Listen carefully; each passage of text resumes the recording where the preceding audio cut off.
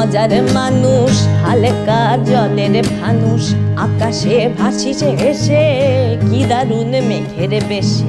তুই তো মজার মানুষ, হালকা জলের ফানুষ, আকাশে ভাসিছে হেসে, কি দারুণ মেঘের বেশে। লীলা করে হাওয়ার সাথে, লীলা করে হাওয়ার সাথে, যেন ভেলা বাহার দেখাস, এমনই রংবাজি তোর, যেন সে তোর। अदालत क्या इस बात का फैसला करेगी कि यहाँ पर राम का जन्म हुआ था कि नहीं हुआ था? आपसे तो इतनी आशा है, बीच में मत पड़ो, रास्ते में मत आओ, क्योंकि ये जो रथ है लोक रथ है, जनता का रथ है, जो सोमनाथ से चला है और जिसने मन में संकल्प किया हुआ है कि 30 अक्टूबर को वहां पर पहुंच करके कार सेवा करेंगे और मंदिर वहीं बनाएंगे, उसको कौन रोकेगा? আমরা বর্তমান সময়ে দেখতে পাচ্ছি যে মুসলিম যে থ্রেটটা সেটা আমাদের দেশে উত্তরোত্তর বাড়ছে। তো সেখান থেকে দাঁড়িয়ে আমরা একটা আপনার সাথে কথোপকথন করার চেষ্টা করছি। তো আমরা আজকের যে কথোপকথন সেটা পুরোটা অযোধ্যার ওপর নিয়ে করছি। অযোধ্যায় যে কালচারাল থ্রেটটা এখন চলছে, সেই মানে অযোধ্যার তো নিজস্ব একটা সংস্কৃতি ছিল, কিন্তু রাম মন্দির হওয়ার পর থেকে এই 2024-এ হওয়ার পর থেকে সেইখানে তো কোথাও গিয়ে থ্রেট আরও বেড়েছে। এবং সেখানকার যে সংস্কৃতি, সেই সংস্কৃতির আগের এবং পরেরটা, এই দুটো নিয়ে যদি আপনি একটু বলেন। এটা নিয়ে বেশ, এটা রাম মন্দির হওয়ার পর থেকে, মানে 2024 থেকে নয়, বাবরি ভাঙার পর থেকেই বা তার আগে থেকে কর সেবা যখন হচ্ছিল, আদবানিদের একদম সময়, আদবানি, অশোক সিঙ্গল, ভিএইচপি এরা ছিলেন, তখন থেকেই খুব জায়গাটা টালমাটাল। কিন্তু আমাদের বুঝতে হবে সেটা টালমাটাল হওয়া সত্ত্বেও কিন্তু বেঁচে আছে এখনও ভীষণভাবে। অযোধ্যায় যদি, যেটা খুব সহজ কথা, অযোধ্যায় যদি সারাক্ষণই হিন্দু ভার্সেস মুসলিম মারপিট হতো, তাহলে ওখানে কিন্তু অত বড় রাম মন্দির হতো না, ওখানে অত হোটেল হতো না, এমনকি ওখানে এরকম একটা এয়ারপোর্ট হতো না, এবং সেখানে বারংবার এই বড় বড় হোটেল এবং ট্যুরিজম বারংবার অ্যাট্রাক্ট করতো না। মানে ধরো আগে তো অযোধ্যায় যাওয়ার জন্য ছিল একটাই ট্রেন, একটা দুটো ট্রেন। এখন আমি শুনেছি বা দেখেওছি, বেনারসে যখন লোকে যায়, বেনারস থেকে অযোধ্যা গাড়িতে হার্ডলি 3 ঘন্টা লাগে। ওটা ওদের, কারণ এখন ওখানে রাস্তার অবস্থা ভালো, সবই ভালো, ফলে ওই ট্যুরিস্ট পেয়ে যায়। মানে ইট ইজ বেসিক্যালি, রাম মন্দিরটাও একটা ট্যুরিজম প্রজেক্ট।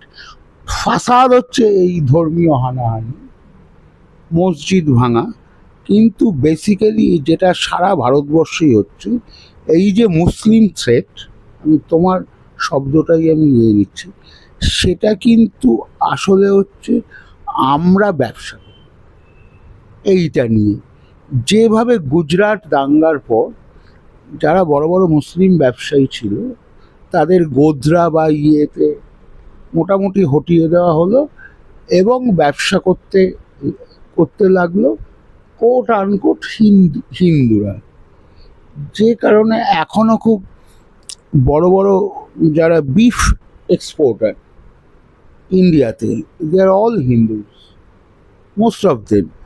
ফলে এটা হচ্ছে কি, যে এরকম আমি হিন্দু মুসলিম লড়িয়ে দেব, বাকি পয়সাটা করবে আদানি আম্বানি।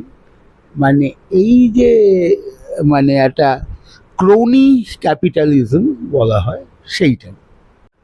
অযোধ্যায় তো শুধু হিন্দুরা থাকেন না, সেখানে বিভিন্ন ধর্মের লোকই থাকছে। তার মধ্যে একটি ধর্ম হচ্ছে মুসলিম ধর্ম। তো এই মুসলিম ধর্মের মধ্যেও অনেক সম্প্রদায়ের ভাগাভাগি আছে, যেরকম হিন্দু ধর্মেও আমরা দেখতে পাই।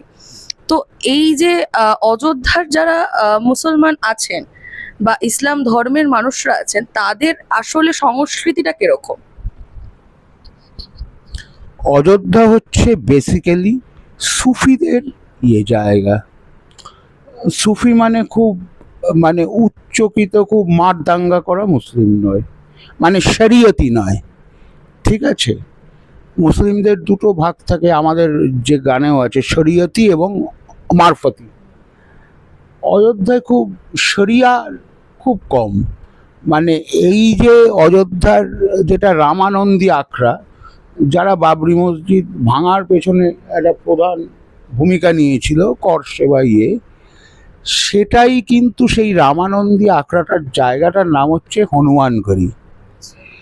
মানে কুম্ভ মেলায় যখন প্রতিটি হিন্দু সম্প্রদায় চান করতে আসে, রামানন্দী আখড়াও আসে।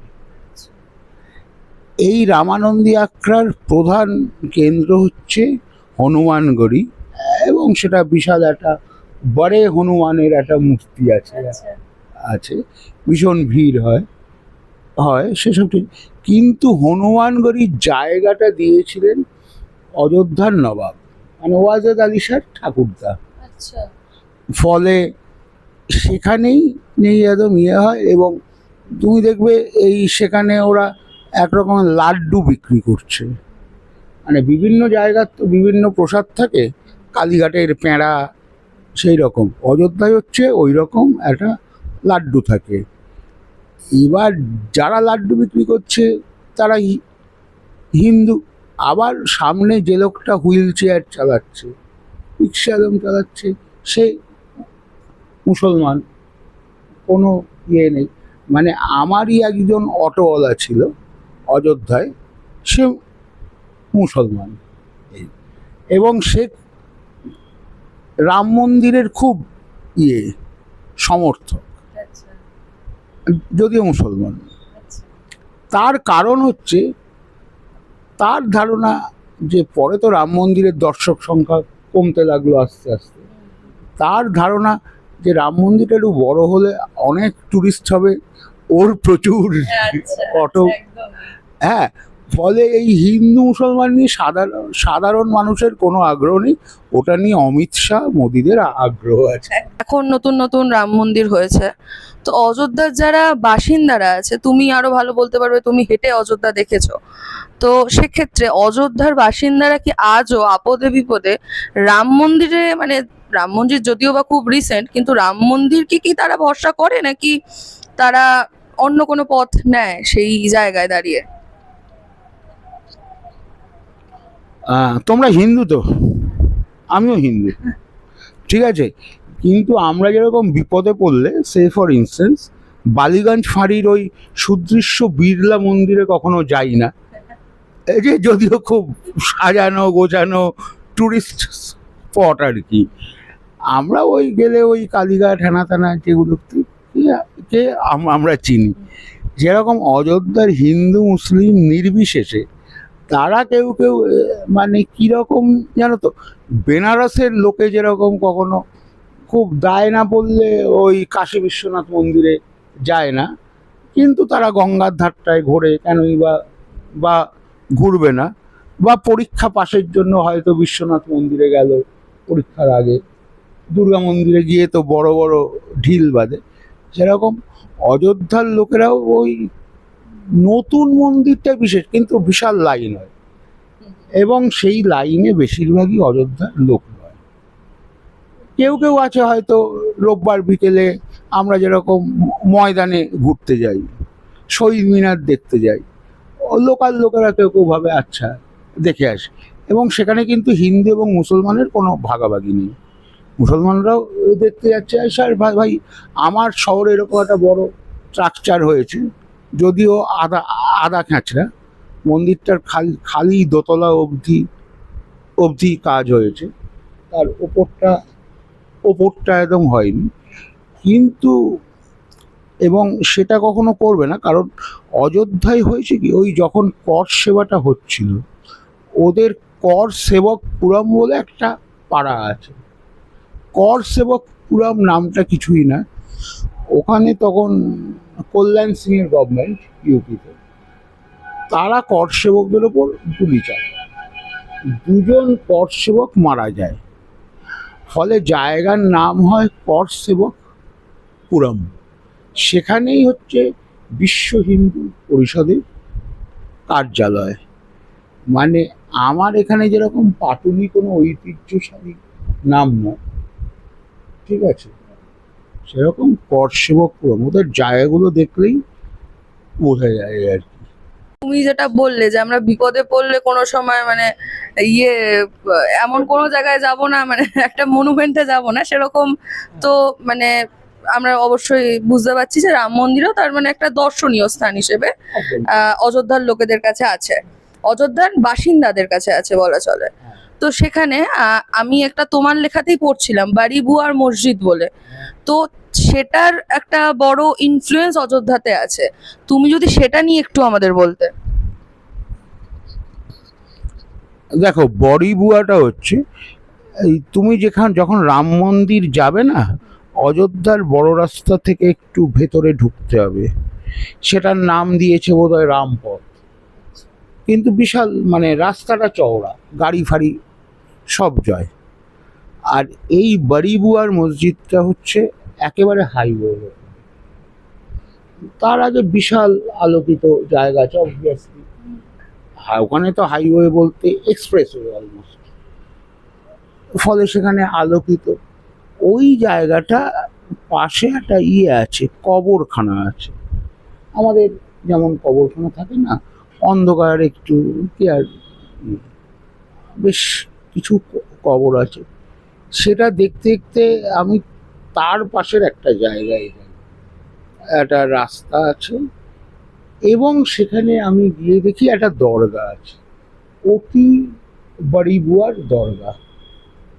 এবং তারপর আমি সেখানে গিয়ে অবাক হয়ে যাই, সেখানে প্রচুর মহিলা বসে, কিছু অসুস্থ বাচ্চা ট্যাঁ করে কাঁদছে বা যে বাচ্চারা অসুস্থ হয় সেখানে ওই দরগায় কিন্তু হিন্দু মুসলিম নির্বিশেষে সবাই নিয়ে আসে, এবং কারণ বড়ি বুয়ার পেলে, আশীর্বাদ পেলে বাচ্চাটি সুস্থ হয়ে যাবে। আমাদের যেরকম শীতলা মন্দির আছে একেবারে সেই রকম। এই জায়গাটা কিন্তু এই অযোধ্যার কথা কিন্তু মানে বলে না কেন, মানে এই যে হিন্দু মুসলিম নির্বিশেষে, এবং মেয়েরা, ছেলেরাও নয়, মেয়েরাও, মানে যারা খুব ছেলেদের থেকে একটু মানে হাইরার্কিতে, সোশ্যাল হাইরার্কিতে একটু নিচে থাকে।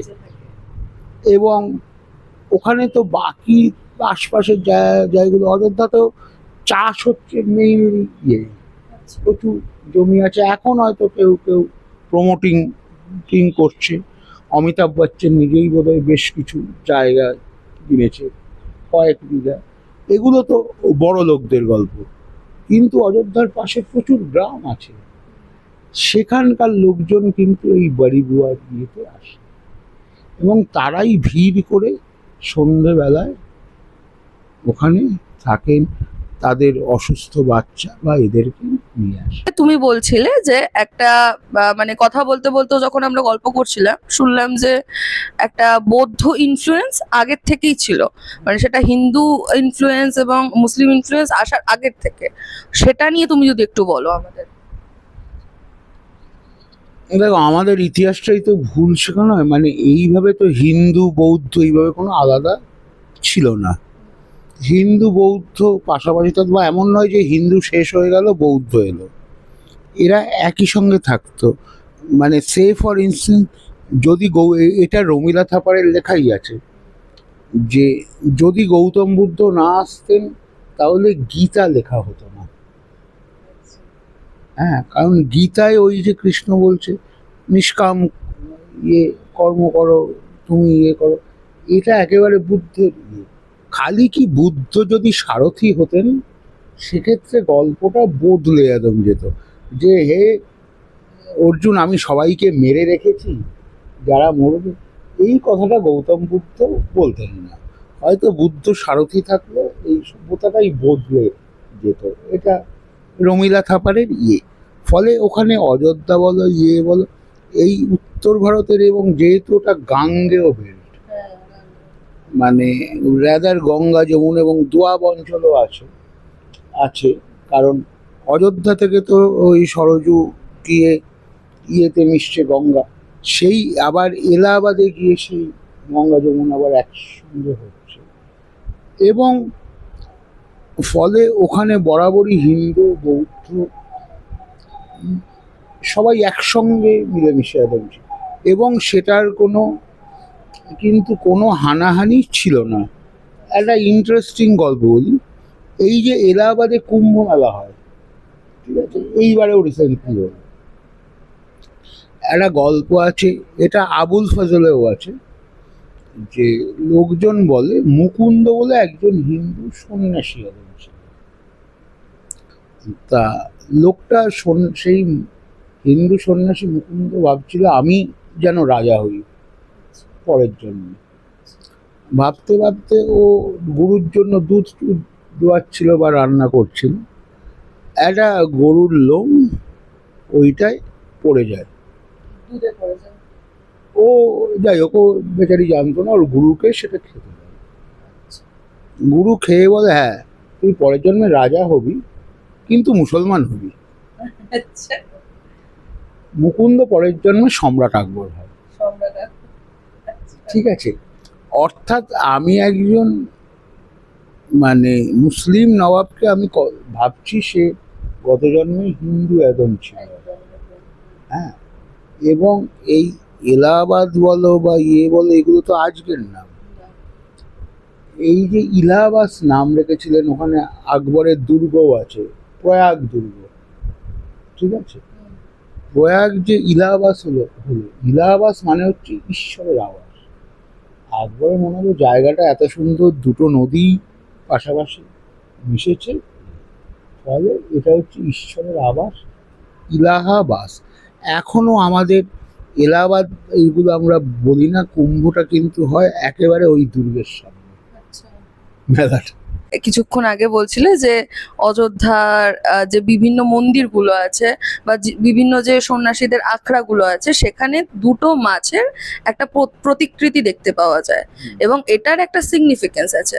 তো তুমি যদি বলো সেই গল্পটা একটু আমার। সেটা হচ্ছে অযোধ্যার একজন নবাব, খুব সম্ভবত ওয়াজেদ আলী শাহ ঠাকুরদা বা ঠাকুরদার বাবা, যিনি এই অওধের নবাব ছিলেন। লখনৌ তো পরে ওদের রাজধানী হয়, আগে ছিল অওধ। তা তিনি যখন তখন তো মুঘল শাসন ভেঙে গেছে, সব লোকজন শক্তিশালী যারা সামন্ত তারা এখানে ওখানে পাওয়ার করছে। এখানে করছে আমাদের আলিবর্দী খাঁ, সিরাজের একদম দাদু, বিহারে আরেকজন করছে, ওই বেল্টে একদম করছেন এই আমাদের যিনি ওয়াজেদ আলী শাহর প্রপিতামহ। তিনি যখন একটা যুদ্ধে ওয়াজেদ আলী শাহ কিন্তু এই বক্সার যুদ্ধে একদম ছিলেন মীর কাসিমের সঙ্গে, এই যুদ্ধগুলো তো হতো। তিনি যখন একটা যুদ্ধে হেরে পালাচ্ছেন, তখন কিন্তু ওই নৌকো উল্টে যায় এবং দুটো মাছ বোধহয় ওকে ধাক্কা দেয়, উনি নৌকোটা ধরে ফেলেন, এই টাইপের একটা গল্প আছে। ফলে তারপর থেকে ওদের রাজ চিহ্ন হয় দুটো মাছ, রাজত্বের এমব্লেমই হয় দুটো মাছ। এবং তোমরা যেটা নিয়ে প্রশ্ন করছো, সেই হিন্দু মুসলমানই, এটা যে কত বড় মিথ্যে কথা এটা বোঝা যায় পরে যখন সিপাহী বিদ্রোহ হলো, বা তার আগে, যে সিপাহী বিদ্রোহেরও আগে, এই যখন অওধ তো খুব বড় রাজ্য, তার ছিল, এবং পরে আমরা জানি সন্ন্যাসী বিদ্রোহ হয়, হয়। এখানে কিন্তু এই যে সন্ন্যাসীরা ছিল, রামানুজি, এদের তো বিশাল বিশাল সম্পত্তি, হনুমানগড়ির কথা আগেই বললাম, সেই সঙ্গে এরা সুদে টাকা খাটাতো, এবং এরা বিশাল ওই সুদে টাকা খাটিয়ে বিশাল ব্যবসায়ী হয়, এবং এরা সকলে যুদ্ধ করত। অনুপগিরি, এই যে গিরি পুরী এইসব সন্ন্যাসী আছে না, একজন নাম ছিল অনুপগিরি, বিশাল যোদ্ধা। এই যে রামানুজি, এইসব সাধুরা, অযোধ্যার সাধুরা, তারা ছিলেন বেসিক্যালি তাদের যে খ্যাতি সেটা ভাড়াটে সৈন্য হিসেবে।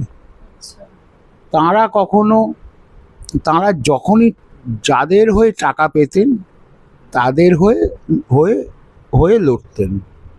সবসময় যে হিন্দু রাজার হয়ে লড়বো এরকম নয়, যে টাকা দেবে।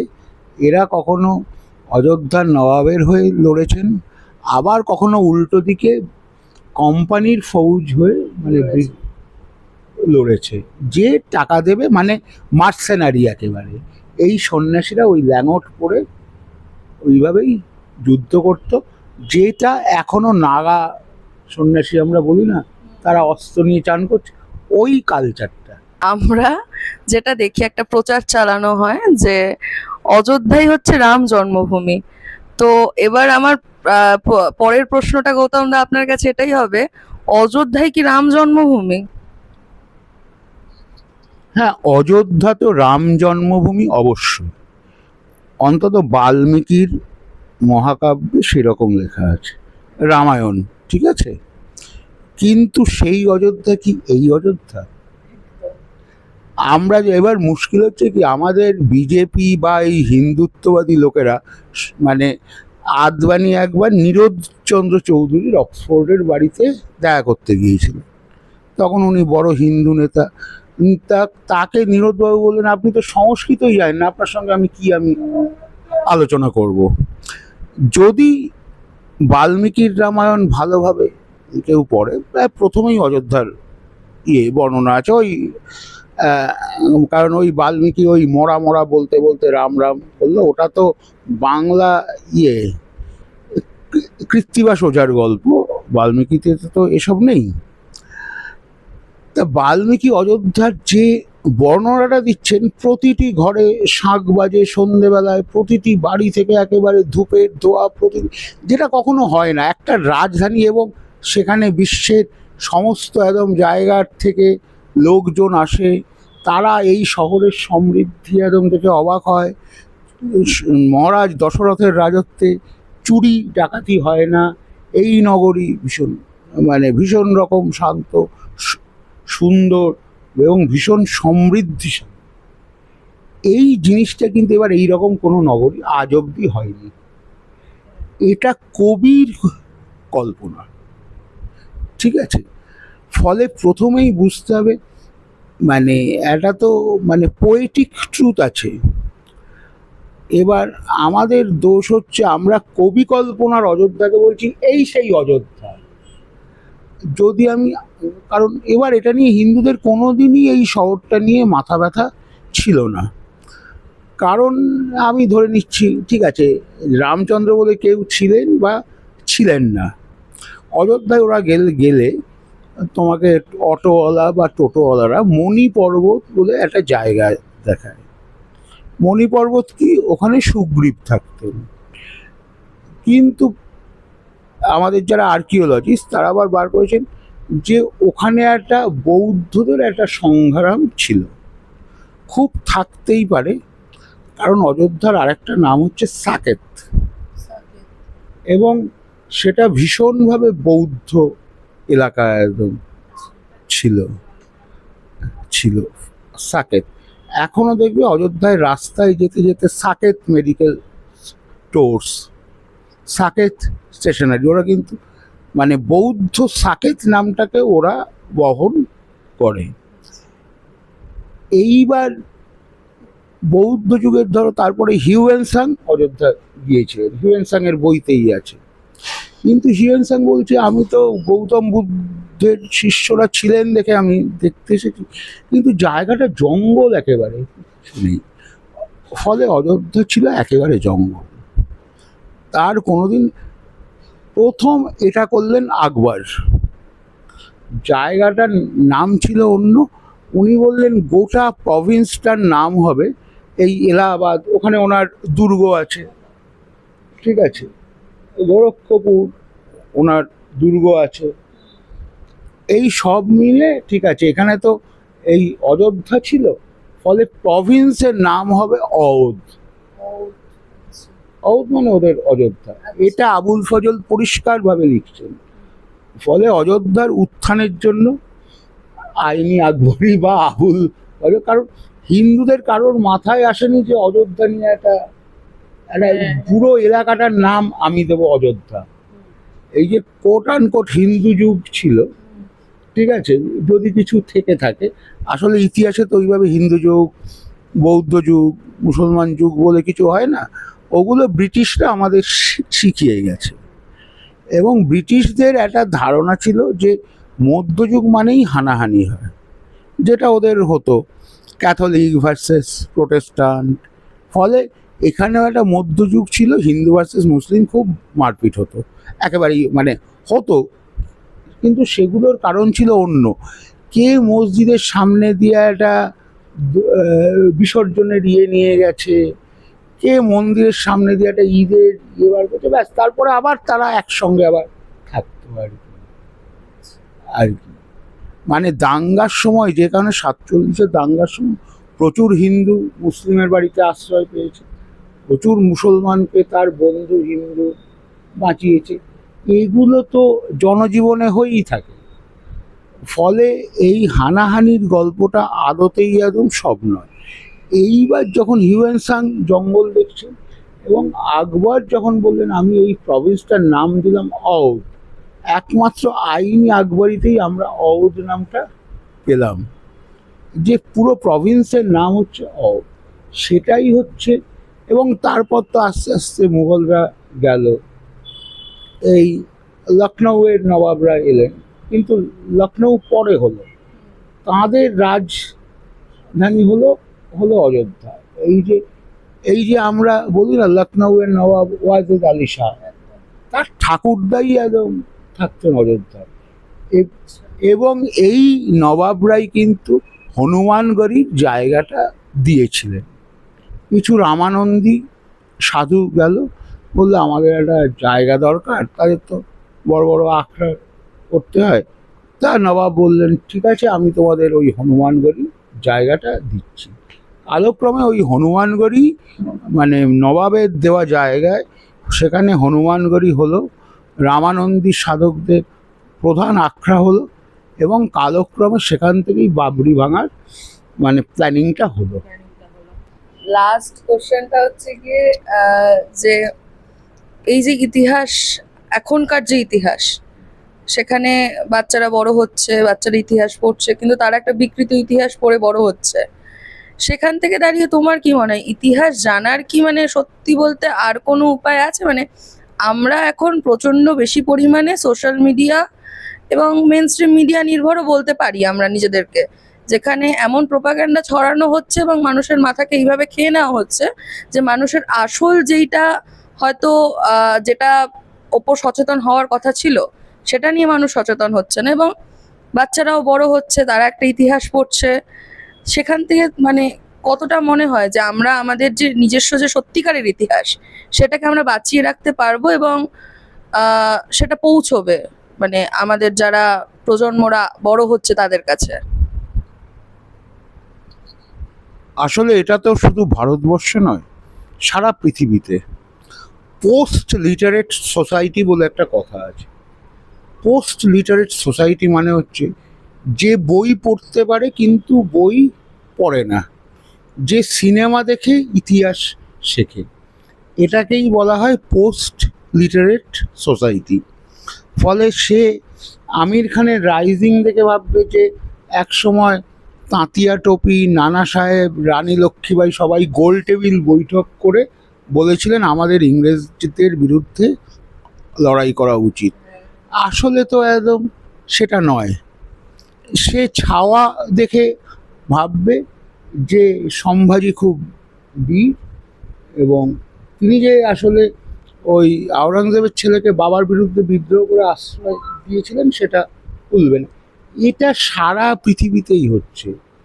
মানে আমি আমেরিকার কৃতদাস আন্দোলনের ইতিহাস পড়বো না, কিন্তু গন উইথ দ্য উইন্ড দেখবো।